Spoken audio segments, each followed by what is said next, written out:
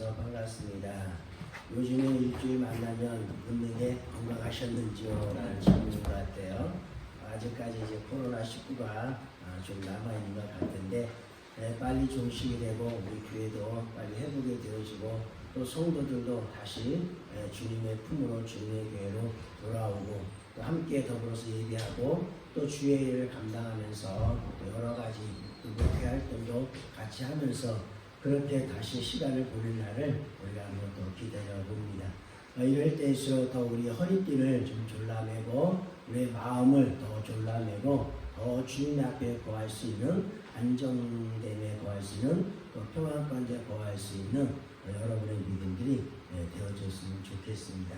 자, 오늘 함께 나눌 말씀은 부활입니다. 지난 시간에 첫 번째 시간에 아브라함의 부활 믿음에 대해서 살펴보았고 오늘 또 두 번째 시간을 갖게 됐는데 우리가 히브리서 11장 8절부터 16절에 보게 되면 아브라함의 믿음에 나옵니다. 믿음으로 아브라함을 하면서 시작이 되어지게 되는데 창세기 말씀의 12장부터 11장에서 12장 말씀을 해서 나오는 그런 25장까지 아브라함이 죽을 때까지의 일대기의 내용을 우리가 보게 됩니다.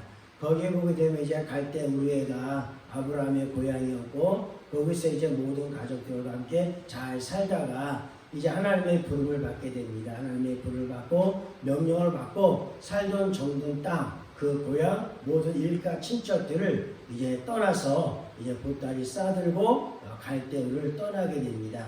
떠나고 나서 하란에 잠시 머무는 가운데 그곳에서 아버지 데라가 이제 숨을 운명을 하시게 되고 거기서 모든 것을 다 추스리고 다시 떠나서 가나안 땅에 들어가게 됩니다.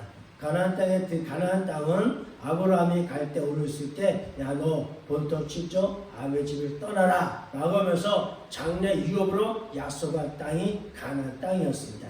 그 가나안 땅에 들어가서 아브라함이 살면서 어떻게 살았냐면 야 장래에 유업으로 받은 땅이니까 사람으로 말미암은 것도 아니고 하나님께로 말미암은 땅이니까 자 이 땅에서 우리가 정말로 풍요롭게 행복하게 기쁘게 즐겁게 살아가자 라는 마음을 먹고 살아가면서 그러면서도 장래에 유업으로 하던 그 땅에서 이방인처럼 외국인처럼 나그네처럼 그렇게 살았습니다.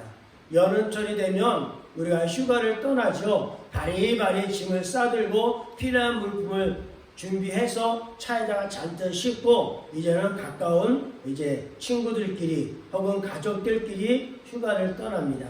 떠나고 나서 거기 가서 다 동작을 해보면 얼마나 좋은지 인터넷으로 먼저 구경을 하고 상태를 살펴보고 마음이 들어서 오긴 했지만 막상 와보니까 야 괜찮은 거예요. 너무 좋은 거예요. 인터넷 사진을 본 것보다도 너무나도 풍경이 좋고 또 이렇게 쉼을 가질 수 있는 좋은 곳이고 또 이렇게 풍성하고 시원한 물도 있고 이런 곳이에요. 그래서 그곳에서 3박 4일 동안 5박 4일 동안 4박 5일 동안 어떨 땐 길게 일주일 동안 휴가를 보냅니다.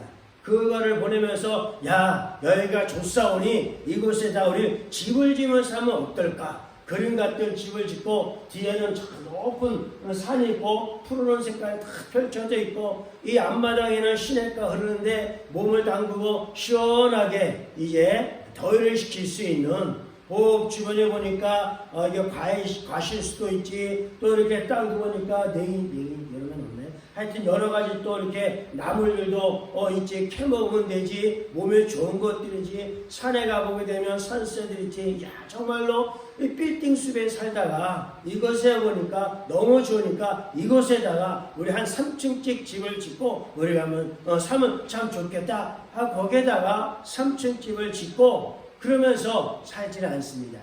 아무리 휴가 간 그곳이 좋고 아름다워도 쉴만한 공간이 하더라도 다 어떻게 해요? 다 짐을 다시 다 쌓아들고 다시 차를 타고 원래 본집으로 돌아오게 되어지게 됩니다.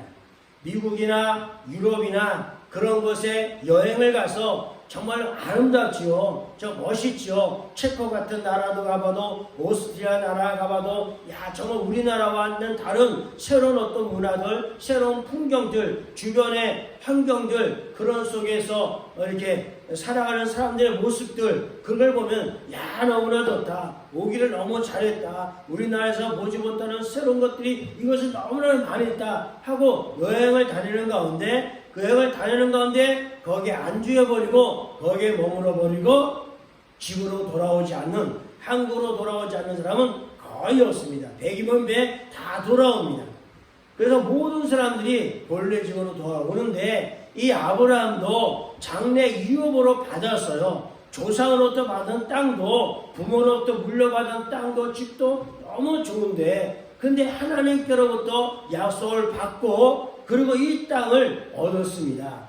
그래서 너무나도 아름답고 너무나 좋은 땅이기 때문에 이 땅에다가 우리가 빌딩을 짓고, 그리고 또 가축들도 키우면서 여기서 망고땡을 한번 살아보자. 아들, 딸, 손자, 며느리 낳아가지고 얻어가지고 여기 살아보자.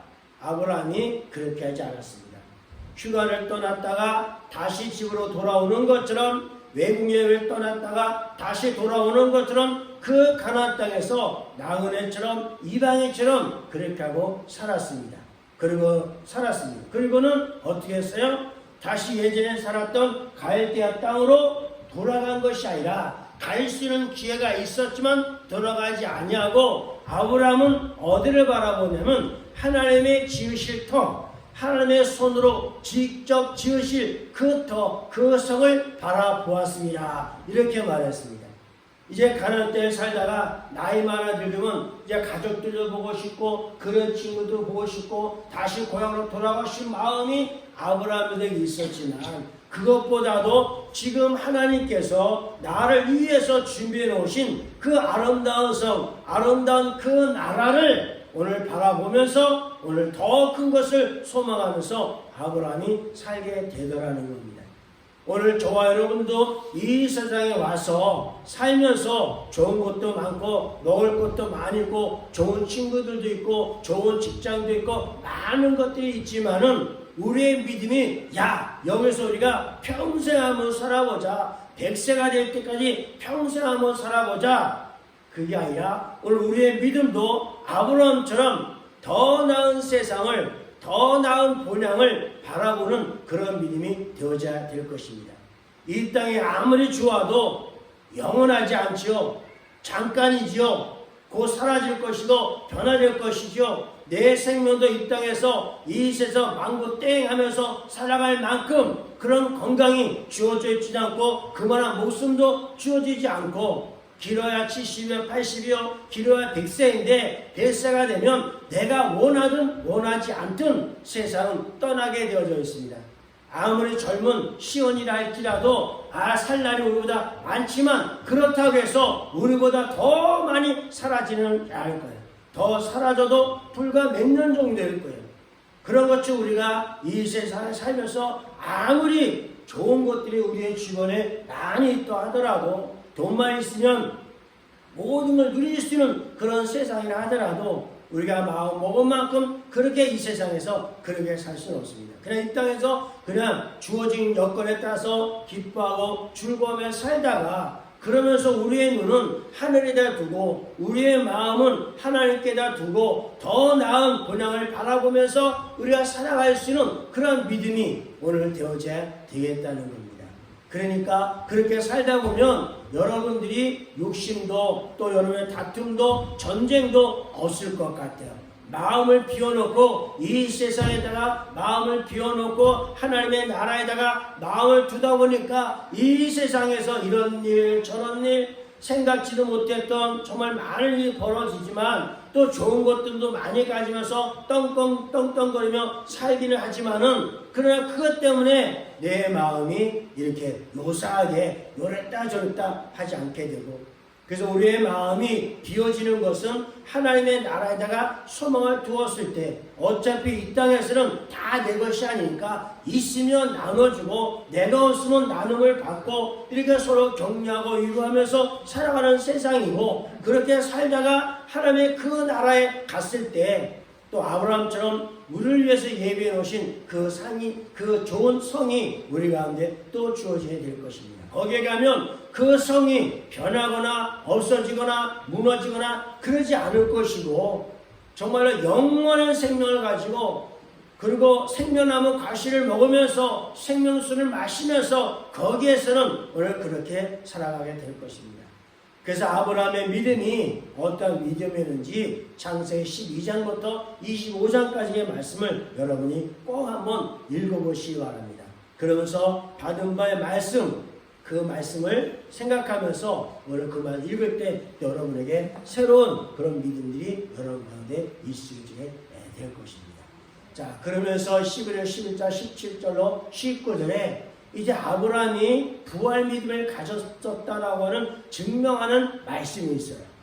자, 함께 읽읍시다. 아브라함은 시험을 받을 때 믿음으로 이삭을 드렸으니 그는 약속을 받은 자로 돼 그 외아들을 드렸느니라. 그에게 이미 말씀하기를 내 자손이라 칭할 자는 이삭으로 말미암으리라 하셨으니 그가 하나님이 능히 이삭을 죽은 자 가운데서 다시 살리실 줄을 생각한지라. 비유컨대 그는 죽은 자 가운데서 도로 받은 것이니라. 아멘. 자, 이 말씀에 보니까 아브라함이 어떤 믿음을 가지고 있는지를 볼 수가 있죠. 아브라함이 가지고 있었던 믿음은 나는 죽겠지만은 나는 다시 살아날 것이다. 나는 다시 부활하게 될 것이다. 지금은 나이 많아 늙고 또 여러 가지 고되고 이 육신의 몸이 짐을 진 것 같이 힘들지만 그러나 나는 나중에 부활하게 될 것이다. 아브라함이 예수님의 때를 보고 그 당시에 살았는데 그 당시에 살면서 나는 훗날에 아주 먼 훗날에 나는 다시 살아나서 나는 부활할 것이다 라는 그런 믿음을 아브라함이 가지고 살았다는 겁니다.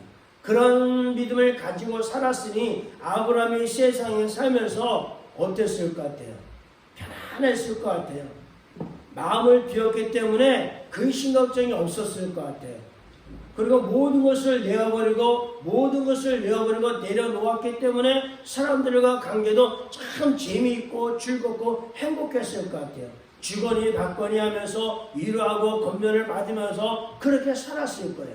물론 여러 가지 힘든 일이 왜 없겠어요? 있지만 그 힘든 것도 힘든 거리라 생각하지 않고 그거 힘든 것을 생각하지 않고 다 져주면서 오늘 그렇게 손해를 보는 것 같지만은 양보하면 손해보는 것 같지만 그러나 불구하고 그렇게 살아갔던 그런 아브라함의 삶이었습니다.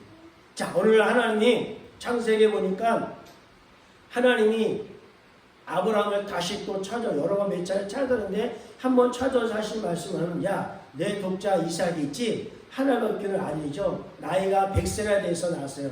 갈 때 우에서도 아이를 낳지 못했어요. 장가를 갔지만 사라가 아이를 낳지 못해가지고 이제 그러고 있다가 하나님 부름 받고 왔는데 약속의 땅인 장래 여러가지 그 땅에 왔는데도 이제 자식을 낳을 수가 없었어요. 그러다가 하나님께서 말씀하시기를 내가 이제는 너에게 아들을 줄게. 내가 너에게 아들을 주어서 내가 내게 말한 대로 너를 복의 근원을 삼은 대로 민족의 근원을 삼아주겠고 하늘의 저 별들처럼 땅의 저 모래들처럼 너의 자손을 많아지게 해줄게. 그런 약속을 하셨었거든요. 그 약속대로 아브라함이 드디어 갈대아우를 떠난 지 25년 만에 어떻게 했어요? 아들을 덜컥 낳은 거예요. 100세면 여러분 모르겠어요. 사라도 나이 90세니까 자기 경수가 다 끊겼을 텐데 그런데 하나님께서 약속한 대로 초자연적으로 이 아들을 이 독자 이삭 아들을 하나님께서 주셨어요. 그러니까 이삭은 이게 그냥 낳은 게 아니에요. 저절로 생긴 게 아니에요. 애써서 낳은 것 때문에 전적으로 하나님의 은혜로 오직 하나님의 은혜로 낳은 자식이에요. 아버지와 어머니에 의해서 태어난 이 이삭은 하나님께서 정말 주신 자식이에요. 정말 모든 것이 불가능한 상황 가운데서 하나님으로서는 다 할 수 있느니라 하는 그 믿음으로서 이 자녀를 얻은 겁니다. 그렇게 얻은 자녀니까 얼마나 이 자녀가 소중하겠어요.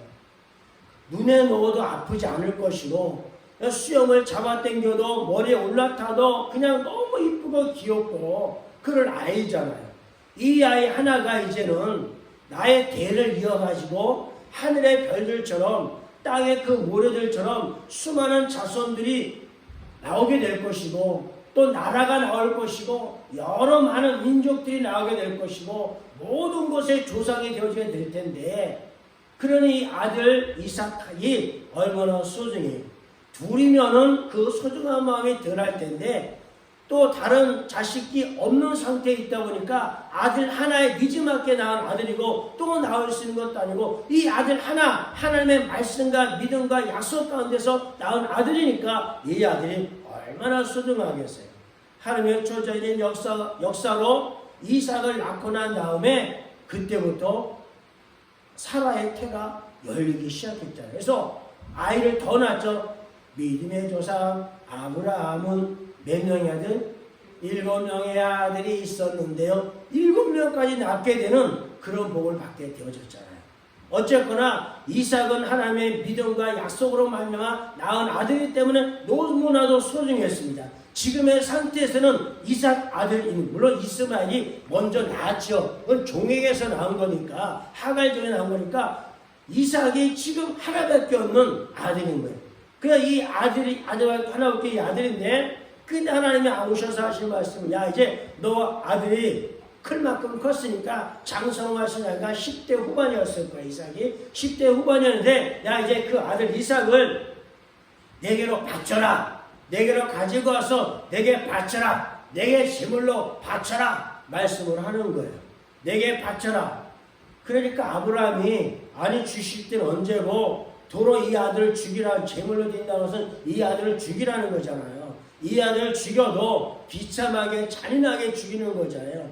짐승을 하나님 앞에 제물로 바칠 때는 그 짐승을 각을 끄고 네 조각 팔다리 쪼개내고 머리 쪼개내고 배를 갈라내고 그릇건에 창자 모든 장기들을 다 끄집어내고 그냥 껍데기만 남기고 그 모든 장기들은 불로 태워가지고 다 올리는 거예요. 이 껍데기 남은 그 몸뚱아리도 불로 태워서 하나님에 올려드리는 거예요. 이것이 제물로 하나님 앞에 바친다는 말인데 아브라함은 이러한 이삭을 하나님께서 이러한 이삭을 바치라는 거예요. 제물로 바치라는 겁니다.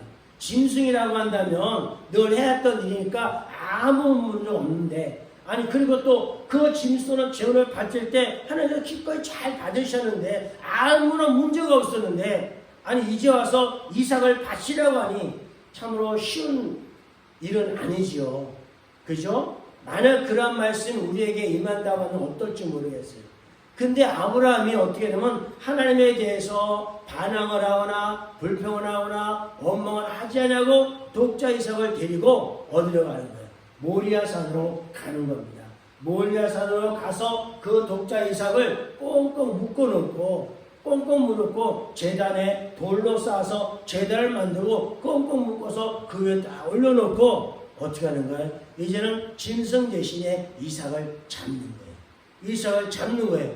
칼을 들어서 이삭에게 피를 쏟고 모든 토막토막 내가지고 불로 이렇게 태워가지고 그 향기로 하나 올려지는 그 제사를 그 예배를 하나님께서 아브라함이 그렇게 하나님의 명령에 따라 그 일을 하는 거예요. 쉽지 않은 결정이고 또 쉽지 않은 믿음이고 늦지막하게 이제 이 아들 하나로 자손의 대를 이어서 수많은 종족 민족들을 이루어야 되는데 그럼 이 아들이 죽게 되면 어떻게 되는 거예요? 종족은커녕 나라는커녕 후손은커녕 그냥 물거품이 되어져 버리는 거예요. 그러나 그럼에 불구하고 아브라함에게는 뭐가 있었냐면 여기에 있는 말씀대로 그를 죽은 자 가운데서 도로 받은 것이라. 죽은 자 가운데서 다시 살리심을 생각했다. 이것이 아브라함이 가지고 있었던 그 당시의 믿음이었다는 겁니다. 내가 하나님의 명령에 따라 내 독자 이삭을 드리지만 이 독자 이삭을 죽음으로 제물로 피쏟아 드리지만 하나님께서는 이 자식에 대한 어떤 대책을 가지고 계실 것이다. 이것에 대한 하나님의 어떤 뭔가의 계시가 있을 것이다 하고는 이 자식을 이 독자 이삭을 하나님 앞에 바치는 겁니다. 그 모리아산이 나중에 뭐가 됐어요? 예루살렘 성전이 세워지는 동거했죠. 다윗의 성전이 세워지는 자리가 됐죠. 다윗의 장막이 하나님을 높이 예배하는 거룩한 땅이 그곳이 되어졌어요. 그렇게 되어졌는데 어쨌거나 그렇게 해서 이삭을 바쳤는데, 그런데 하나님이 여러분이 아시는 대로 아브라함아 내 족자 이삭을 해하지 말라, 손대지 말라 그 음성이 들리는 거예요. 그러면서 내 족자 이삭을 이제 손대지 말고 다시 풀어 자유케 하라는 거예요. 이 이삭이 예수님을 예표한다라고 말하잖아요. 하나님께서도 하나도 없는 독생자 예수님을 이 땅 가운데 그렇게 보내셔가지고 어떻게 하셨어요? 그 예수님을 죽게 하셨어요. 그러니까 그 아들의 그 아버지인 것처럼 아들 예수도 하나님께서 야 너 죽으러 가라, 세상에 죽으러 가라, 내 피를 다 쏟아라, 내가 고난을 다 받아라, 네가 세상 질병 다 짊어지고 세상 가난한 것도 세상 문제도 내가 다 짊어지라. 그러니까 이 아들인 예수도 예 알겠습니다, 그렇게 하겠습니다 하고 이 세상에 오셔가지고 예수님께서 죽음으로 가신 거예요. 이삭도 마찬가지로 아니 아버지 왜 이러시는 거예요? 아버지 100세나 넘으셔서 110세 120세 아까 여러분이 노망 드셨어요? 아니 하나님의 믿음은 어디 가고 이게 하나님의 믿음이란 말이에요? 이 세상에 이런 믿음이 어디 있어요? 그날 10대 후반이면 힘께나 쓸라 장정이잖아요. 사춘기랄까? 한 사춘기잖아요. 반항할 시기잖아요. 아버지보다 힘도 좀 있고 그럴 거 아니에요. 그러니까 아버지도 반항, 날 지금 왜 끌고 가느냐고, 왜 나를 제물로 바치냐고, 왜 나를 꽁꽁 문득끄냐고 하면서 이삭이 발버둥 치고 막 아버지를 밀치고 도망을 가든지 어떻게 했었을 거 아니에요. 그런데 이삭도 아버지가 그런 믿음을 가진 것처럼 아버지가 그러면 그런가 보다, 아버지가 날 제물로 바치면은 그냥 뭔가가 있는가 보지 뭐 내가 아버지밖에 믿을 분 더 있어? 내가 아버지 안 믿고 이웃집 아저씨를 믿을 거야? 그래 이삭도 조용하게 따라가서 자기가 뗄까 물었을 그 나무를 지게지듯이 지고 가가지고 자기를 꽁꽁 묶어서 올려놓고, 그리고 아버지가 칼을 잡더니만 그 칼을 잡더니 날라 내리치려고 하는데 그 순간까지도 이삭은 반항하지 아니하고 그냥 그대로 아버지의 뜻에 따라다라는 거예요. 아니 세상에 그런 믿음이 어디냐? 그럼 세상에 망할 세상이 되느냐? 아니 어떻게 아들을 그렇게 했어요? 그게 하나님을 위한 것이라고, 그게 하나님을 사랑하는 거라고, 그게 하나님의 믿음이라고 반항할 수 있었겠지만, 그러나 이삭도 아버지를 신뢰했고 아버지가 믿는 그 하나님을 또한 믿었었고, 아브라함도 하나님을 믿은 것처럼 이삭도 그렇게 믿었고, 그 외아들을 들으니야 내 아들 독자 이삭에게 손대지 말라. 이미 하나님은 받으신 거예요. 이미 하나님은 그 아들을 받은 거예요. 그 아들을 하나님은 받으시고 그 아들에게 피 한 번 흘리지 않고 그 아들을 살려주고, 그래서 사실 이삭은 죽은 것과 마찬가지만 그 죽음 가운데서 다의 사심을 받은 자였고, 그러한 믿음을 아브라함이 가지고 있었다라는 거예요. 그러한 믿음을 훗날에 이삭도 이어진 20장 말씀부터 20장 21절에 보면 이삭도 그렇게 살았고 야곱도 그렇게 살았고 라는 기록의 말씀이 또 나와 있는 것을 볼 수 있습니다. 이런 아브라함의 그 믿음이 어떠했는가를 오늘 지난 시간, 오늘 시간에 이렇게 나누고 있습니다. 자, 그러면 고린도전서 15장으로 가봅시다. 고린도 15장 36절 말씀 우리 함께 찾아봅시다.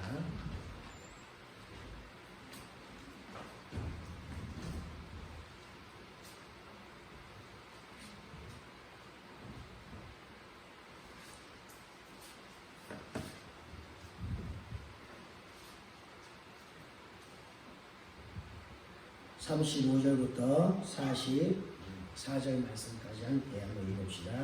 누가 묻기를 죽은 자들이 어떻게 다시 살아나며 어떠한 몸으로 오느냐 하니, 어리석은 자여 내가 뿌리는 씨가 죽지 않으면 살아나지 못하겠고, 또 내가 뿌리는 것은 장래 형체를 뿌리는 것이 아니요 다만 밀이나 다른 것의 알맹이 뿌리로되, 하나님이 그 뜻대로 그에게 형체를 주시되 각 종자에게 그 형체를 주시느니라.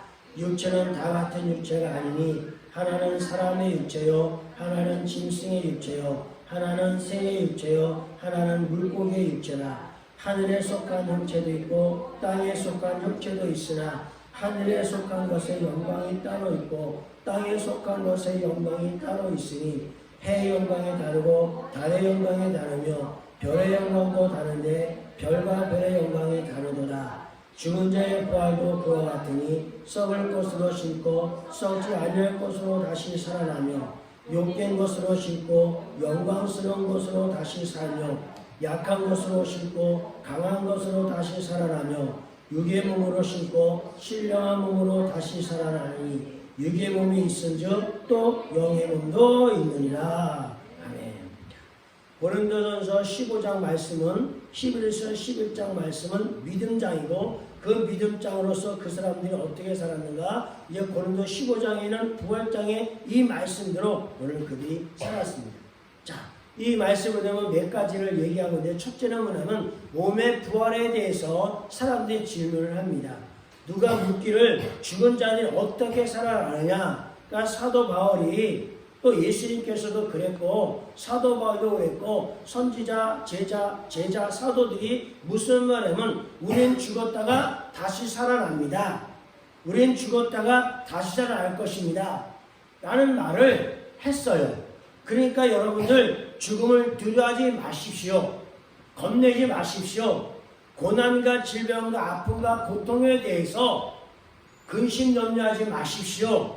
그럼에도 불구하고 우리는 다시 살아날 것입니다. 여러분 죽음을 두려워하지 말고 하나님을 믿으십시오. 하나님을 믿는 그 일에 여러분의 목숨을 바치십시오. 목숨을 바치면 여러분은 훗날에 다시 살아날 것입니다. 부활할 것입니다. 라는 말을 많이 했습니다. 이 당시에는 핍박과 환란이 굉장히 극심에 달았던 때였잖아요. 로마가 세계를 정복하면서 기독교를 말살하려고 하나님을 믿는 성도들을 다 감옥에 가두고 다 참수하고 다 죽이고 별짓을 다 했지 않습니까? 이 신약이 기록되어지는 때에도 그랬잖아요. 뭐 네로 황제라든지 콘스탄틴 황제라든지 뭐 톨루텐 황제라든지 이런 많은 황제들이 예수 믿는 사람을 얼마나 박해하는지 몰라요. 그렇게 박해를 가하면서 너 하나님 믿을래? 황제의 나를 믿을래? 하면서 윽박지르면서 그랬잖아요. 그런데 그 당의 신학교의 성도들은 어떤 믿음을 가졌냐면 그럼에도 불구하고 나는 하나님을 포기하지 않겠습니다. 하나님에 대한 그 믿음을 우리는 포기하지 않겠습니다. 당신이 뭐라 그래도 어떤 협박을 하고 무엇을 빼앗아가도 아니 내 목숨을 해하는 한이 있더라도 나는 내 믿음을 포기하지 않겠습니다. 그러나 나는 내 자녀와 내 가족들이 어떻게 된다 하더라도 어떻게 당시 해를 끝질을 한다 하더라도 나는 그런데 불구하고 내 믿음을 끝까지 지키겠습니다. 이것이 그 당시에 그들이 가지고 있었던 믿음이었어요. 그러한 믿음을 가질 수 있었던 것은 뭐냐면 바로 부활을 믿었기 때문에, 다시 살아난다라고 하는 것을 믿었기 때문에 이들은 기꺼이 자기 가족의 목숨을 버릴 수도 있었고 자기의 목숨도 버릴 수도 있었고, 그러니 그 나머지 뭐는 재산이고 뭐고 땅이고 집이고 뭐 학대하고 핍박받는 거, 채찍을 당하는 거, 장애 찌르는 거, 그런 것들이 전혀 들어오지 않았습니다. 그 굶주린 그 맹수들이 달려들어서 머리를 뜯어먹고 살점을 뜯어먹고 내 다리를 뜯어먹고 내 온몸의 장기를 다 파먹듯이 다 먹어치워도 그 당시의 사람들은 자기의 그 믿음을 포기하지 않았습니다. 이것이 하나님을 위해서 갖고는 우리의 믿음이다. 나는 비록 짧은 생을 살고 세상을 떠나가지만 그러나 나는 더 좋은 세상을 바라본다. 믿음의 조상 아브라함도 이삭도 야곱도 그러한 믿음을 가졌고 예수님께서 오셔서 그러한 말씀을 수없이 해주었고 뭐 야이로의 딸이 살아나는 것도 보았고 죽은 나사로가 살아나는 것도 보았는데 그를 살린 그 예수님이 나를 안 살리겠는가? 이러한 믿음을 가지고 사는 나를 그 예수님께서 나를 못 살릴 리가 없지 않은가? 그런 것. 그래서 그러한 믿음을 가지고 있던 당대의 사람들은 그러한 삶을 기꺼이 살아갔었습니다. 그러다가 어떤 사람들은 도대체 이 사람들이 갖고 있는 믿음이 도대체 뭐길래 이렇게까지 하면서 하나님을 포기하지 못할까? 굶겨도 안 돼. 냉수 앞에 집어넣어도 안 돼. 칼로 창으로 토막토막 내도 그들 믿는 사람들이 줄어드는 것이 아니라 점점 더 믿는 사람들이 많아져. 점점 더 신약시대 교회들이 점점 더 부흥돼. 누르면 누를수록 더 부흥되어지게 되는데 도대체 이게 뭔가? 많은 사람들이 이상하게 생각해도 했었죠. 그런 말도 하잖아요. 자기 딴에는 그렇게 가진 고문을 다 해가면서 그렇게 하는데 그러면 믿음을 버리든지 이래야 되는데 믿는 사람들이 줄어든지 그래야 되는데 더 그냥 불길이 타오르듯이 더 타오르는데 이게 도대체 뭔가? 저들이 가진 믿음이 뭔가? 근데 보니까 죽은 다음에 살아난다는 거예요. 죽은 다음에 살아난다는, 아니 사람이 죽으면 끝이지. 죽으면 끝이지. 사람이 어떻게 다시 살아나? 죽은 사람이 땅속에 묻히고 썩고 이러면 메마른 뼈가 되면 그냥 모든 소망도 끊어지고 다 끊어진 건데, 아니 그런데 다시 살아난다고 말하고 있고 살아날 것으로 믿고 그리고 죽음도 불사하고 저들이 그렇게 우리의 고문을 우리의 사형 처형을 기꺼이 받으니 이게 뭔가? 그래서 묻는 거예요. 그 사람 묻기를 죽은 자들이 산다고 하는데 어떻게 다시 살아나느냐 하고 질문한. 그랬더니 오늘 이 말씀 36절 말씀에 뭐라 했어요? 어리석은 자여 내가 뿌린 씨가 죽지 않으면 살아나지 못하겠고. 사람이 다시 산다라고 하는 것은 사람이 죽어야만 다시 살아난다 그런 말씀이죠. 그래서 그들이 기꺼이 믿음을 위해서 죽는 거예요. 왜? 다시 살아나려고. 내 나이가 50대가 됐든 30대가 됐든 20대가 됐든 10대가 됐든지 간에 내가 다시 살아나기 위해서는, 새롭게 변화받기 위해서는 내가 죽어야 된다. 그래서 기꺼이 죽음을 불사했다는 거예요. 그래서 사람 묻기를 죽은 자들이 어떻게 다시 살아나냐? 라고 했을 때 어리석은 자여 내가 뿌린 씨가 죽지 않으면 다시 살아나지 못하겠고 너의 뿌린 씨가 부러질 때, 뿌린 씨가 죽어질 때 그때 너희들이 다시 살아난다는 거예요. 그래서 씨를 비유해서 말씀을 가지고 이 씨라고 하는 것은 뭐예요? 씨라고 하는 것이 땅에 묻혀졌을 때, 땅 속에 묻혀졌을 때 추운 겨울에도 무더운 여름에도 바람 부는 태풍 때에도 그 씨가 땅에 묻혀졌을 때 어때요? 그 땅속 위에 있을 때보다 땅속에 묻혔을 때의 씨의 생명력이 더 강해지지요. 그 씨가 그냥 땅 바깥에 있을 때는 그 씨 모양 그대로 있어요. 죽어는 사나 그면 그대로. 사과 씨가 됐던 호박 씨가 됐던 어떤 씨가 됐든 간에 씨는 씨 자체로 그냥 그대로 있을 뿐이에요.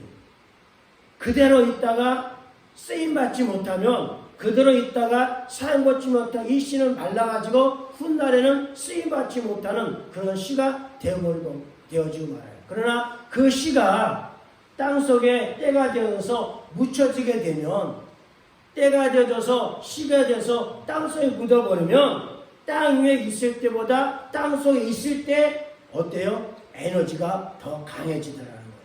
그리고 그 생명이 더 강해지더라는 거예요. 그리고 그 씨가 땅 속에 있다가 강한 생명을 딛고 땅 위로 나오는데, 땅 위로 싹을 틔우는데, 그리고 마침내 마지막에는 많은 열매를 맺혀지게 되는데 바로 이와 같다는 거예요. 사람이 다시 산다고 하는 것을 보면 살아있을 때는 그냥 내 모습 그대로예요. 이 그대로 살면서 한 해 한 해 거듭할수록 내 몸은 늙어가고 주름살로 생겨나고 뭐가 희끗희끗해지고 어깨도 숙여지게 되고 그러고 그러는 거예요. 병들기도 하고 약해지기도 하고 그러는 거예요. 그러나 그러한 몸이라 할지라도 내가 죽고 나면 그 씨가 다시 나오는 것처럼 너희들이 전혀 다른 그런 몸으로 우리들이 다시 살아난다는. 그러니까 그 당시의 사람들은 내 나이와 상관없이 나는 숫자이니까 내가 주와 복음을 위해서 믿음을 위해서 죽어야 된다면 내가 10몇 살밖에 안 됐어도 60몇 살밖에 안 됐어도 50대밖에 안 됐어도 100세가 되었다 할지라도 기꺼이 주와 복음을 위해서 자기의 믿음을 던지는 거예요. 던지면 지금 있는 이 상태보다 내가 죽고 난 다음에 다시 살아나 부활을 하게 될 텐데 다시 부활한다고 한다면 전혀 다른 그런 실체로 전혀 다른 형태로 내가 다시 태어나게 될 건데 내가 다시 부활하게 될 것인데 그러다 보니까 죽음이라는 자체를 두려워하지 않았어요. 내가 10대에 죽건 20대에 죽건 30대에 죽건 40대에 죽건 죽음의 연애를 하자는 거예요. 악재까지 내가 버티면서 살아가야지 그런 욕심부리고 다투면서 빼앗으면서 아둥바둥하면서 그러면서 그렇게 살지는 않는 거예요. 그냥 하나님께서 하나님의 그 시간대에 나로 하여금 죽음에 이르게 하면 죽음을 당하는 거고 이른 죽음이 됐던 늦은 죽음이 됐던 주님이 그 죽음을 당하게 하고 그렇게 하면 나는 죽지만은 그러나 나는 다시 부활할 거니까 그 부활할 때에는 지금의 내 몸의 상태보다도 훨씬 좋은 그런 몸으로 좋은 육으로 내가 부활하게 될 것인데 그렇게 그런 일을 가지고 있었기 때문에 죽음을 두려워하지 않고 기꺼이 죽음을 당했다. 왜? 다시 살아날 것이니까. 죽음이 끝이 아니라 새로운 삶이 그들 가운데 열려지게 될 것이니까. 그랬더니 이 사람이 또 두 번째 그러면서 우리가 가질 것은 사실 언제예요? 그런데 우리가 언제예요? 지금부터 사실은 우리가 죽어야 돼요. 지금부터 죽어야 돼요. 나이 많아서 죽을 수도 있고 하나님에 의해서 죽을 수도 있고 여러 가지의 상황들이 있겠지만 그러나 지금부터 나는 죽는 연습을 해야 돼요. 여러분이 죽는 연습을 하면서 나를 놓고 주만 있는 세상을 살아가야 되고 나는 죽고 주만 사는 세상을 우리는 지금부터 살아. 그러면 이 세상에 살면서도 아마 여러분들 지금보다도 그 이전보다도 더 행복하고 더 평화로운 삶을 살아갈 수가 있을 거예요. 아둥바둥하면서 살아갈 필요가 없잖아요. 욕심 부리면서 살아갈 필요가 없잖아요. 어차피 이 세상에 온 거 그냥 주어지는 여건에 따라서 사람들과 더불어서 거짓말하지 말고 사기치지 말고 있는 그대로의 모습을 가지고 주어진 것에 따라서 우리가 살아가는 그것이 내가 죽는 거고 내가 살아있게 되면 더 많은 것들을 취하려고 더 많은 욕심을 부리게 되고 우리는 죽는 연습을 해. 지금 우리가 사는 세상은 그 이 당시처럼 그렇게 힘든 세상은 아니잖아요.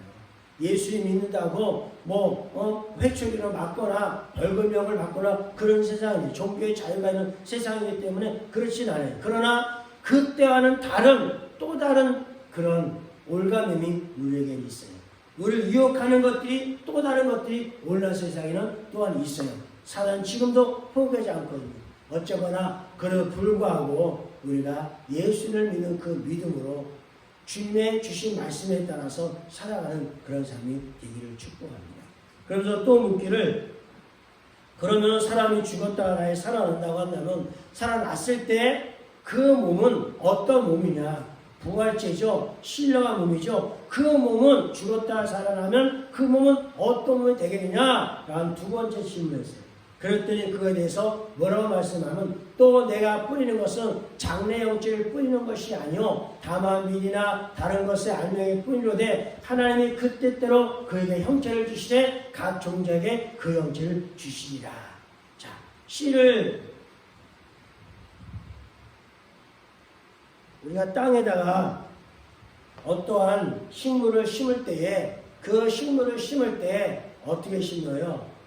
수박 열매를 심는 것이 아니고 사과라는 열매를 심는 것이 아니라 사과에 있는 그 씨 또 호박에 있는 그 씨를 땅에다 심죠. 근데 그 씨를 땅에다 심고 그것이 땅속에 묻혀서 죽어졌는데 죽어진 것 같은데 그 씨가 죽지 않고 생명을 갖고 더 강인한 힘을 가지고 그 두터운 땅을 뚫고 밖으로 나옵니다. 죽었을 때 다시 살아나더라는 거예요. 근데 죽었다가 다시 살아났을 때에 어떻게 살아나던가요? 사과씨는 사과라고 하는 열매로 다시 살아나게 되고 그리고 또 수박은 수박이라고 하는 그 열매로 다시 살아나게 되고 그러니까 죽을 때는 씨였습니다. 그런데 다시 살아날 때는 전혀 다른 형태의 그 몸을 가진 그 열매로 다시 살아나게 되더라는 거예요.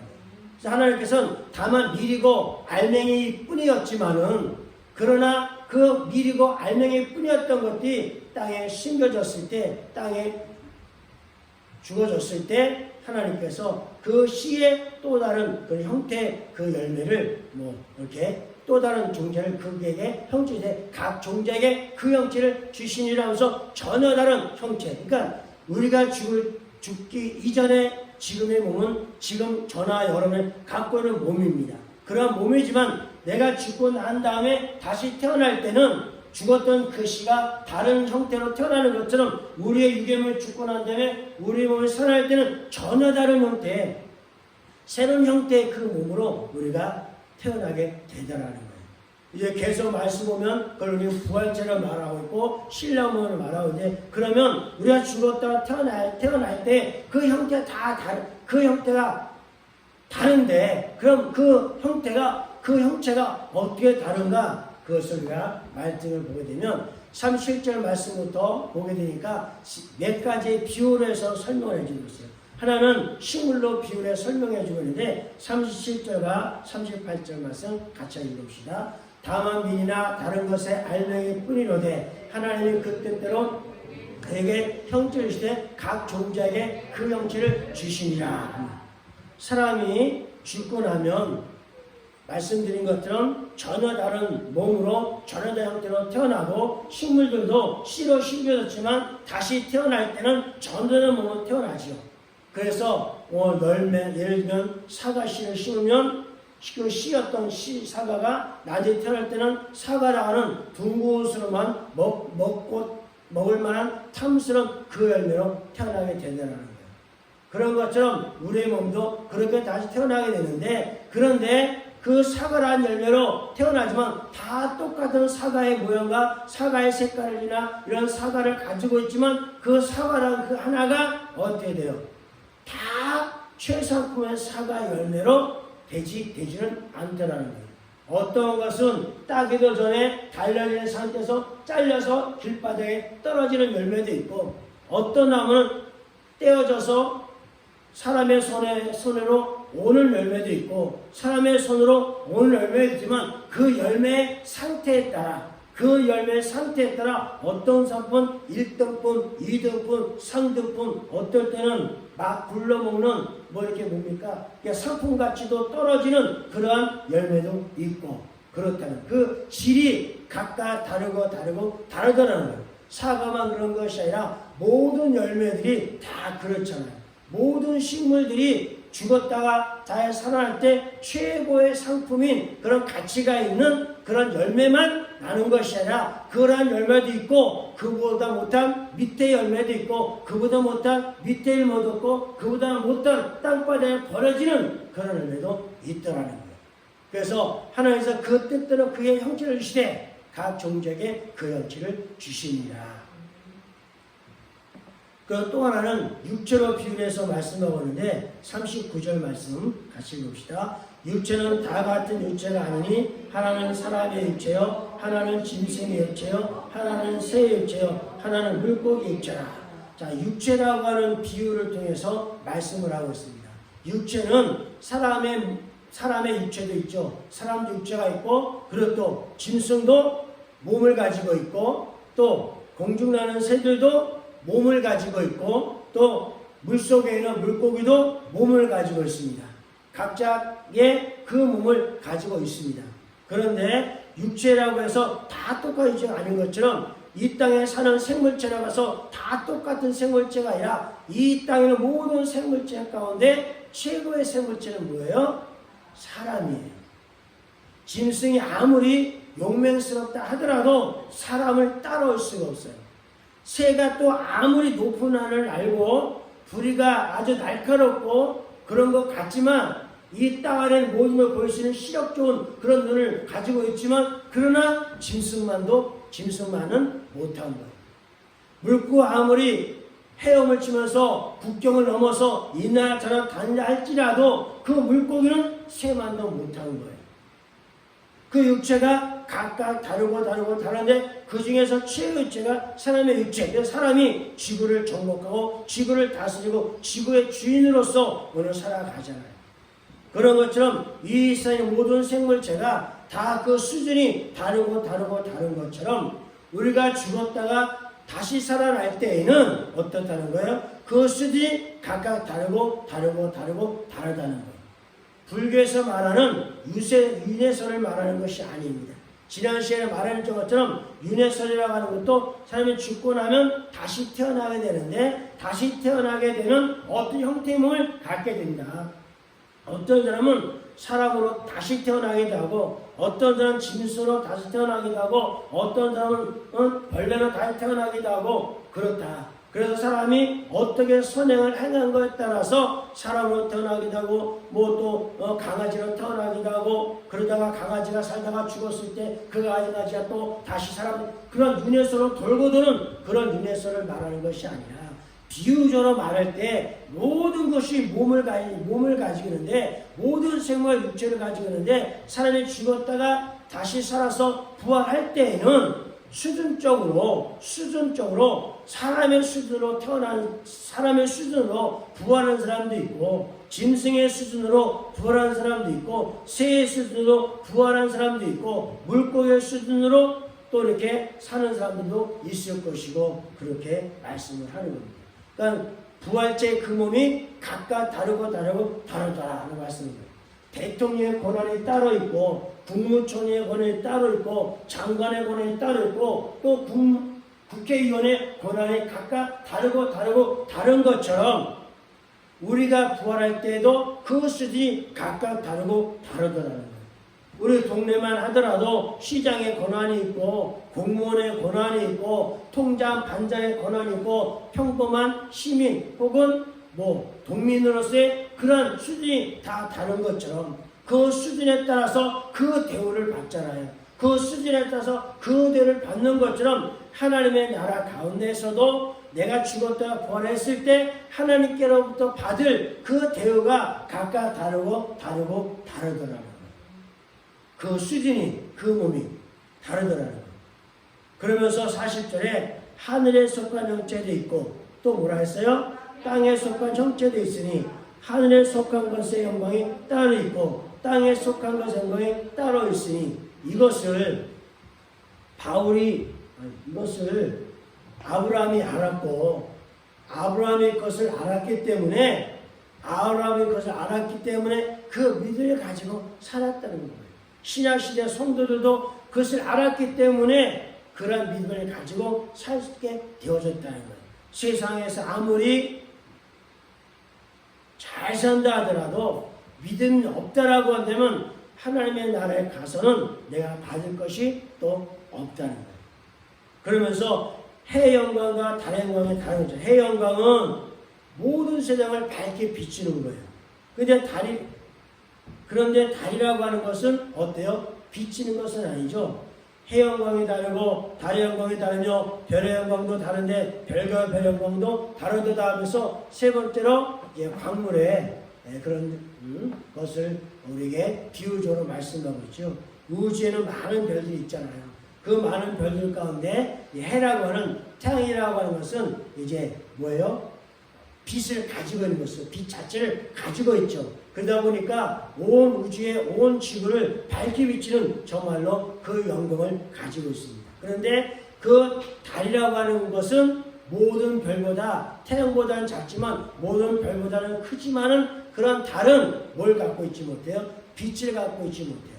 빛을 갖고 있지 못하고 별들도 역시 마찬가지고 그 달이나 별들은 태양이 빛을 비춰주면 그 빛을 받아가지고 반사시키는 반사체잖아요. 근데 달은 그나마 크니까 빛을 받았을 때 반사할 때 그 빛이 얻어졌을 때 얻은 그것을 또 해보다는 못한다 할지라도 캄캄했을 때 그 빛을 비출 때 그리고 사람이 다닐 수 있을 그런 눈으로 볼 수 있을 정도의 그 빛을 우리에게 반사시켜줍니다. 근데 별이라고 하는 것은 달보다도 작다 보니까 별이라고 하는 것은 반짝거리는 정도 반짝반짝 거리는 정도, 그래서 뭐 어두운 밤하늘을 비출 수 있는 정도도 안 되는 그냥 별이 있구나 하고 반짝거리는 정도의 그런 별이고, 어떤 별은 아예 그 빛을 받아서 그 빛을 반사시킬 수 없는 그런 별도 있고, 그래서 해 영광이 다르고 달의 영광이 다르고 별의 영광이 다르고 또 별과 영광이 다른 것처럼 우리가 죽었다가 다시 살아났을 때의 그 영광이 다르고 다르더라는 겁니다. 이것이 주님께서 우리에게 하시는 말씀이되는 거예요.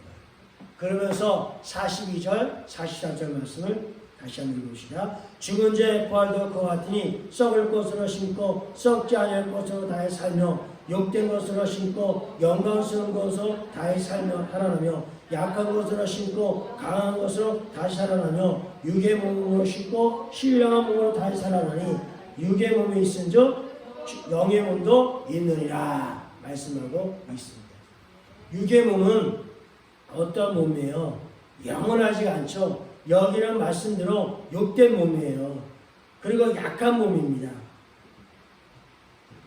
그런데 우리가 덧입게 된 그 몸은 썩지 아니할 몸이고 영광스러운 몸이고 또 강한 몸이고 그러한 몸으로 우리가 다시 살아나게 될 것이고 그렇게 말씀하고 있습니다. 그러니까 우리가 이 세상의 삶을 가지고 있는 육체의 몸하고 또 우리가 죽었다가 다시 부활하게 된 신령한 그 몸이 그 자체가 다르다는 거예요.